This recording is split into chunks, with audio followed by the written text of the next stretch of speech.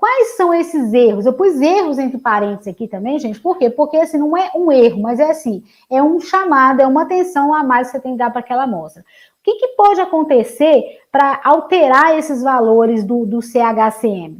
Por exemplo, amostras com crioglutininas. O que são crioglutininas? Crioglutininas são anticorpos que, quando o sangue daquele indivíduo ele sai da sua temperatura de 37 graus e passa para uma temperatura mais baixa, externa, o que vai acontecer?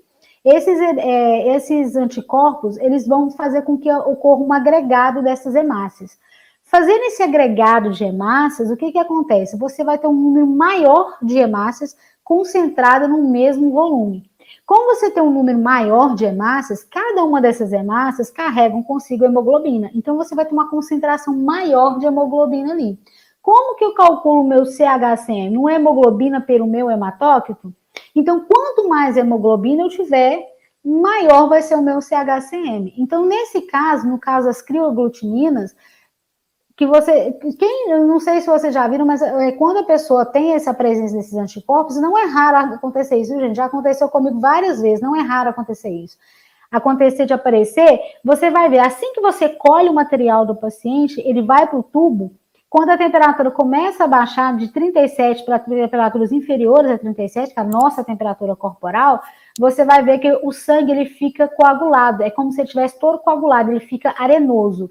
Você passa ele pelo tubo, assim você consegue ver que ele está meio arenoso. E aí, se você vai para o aparelho passar, é como se ele tivesse coagulado. Então, o aparelho solta esse flag na hora nesse CHCM aí.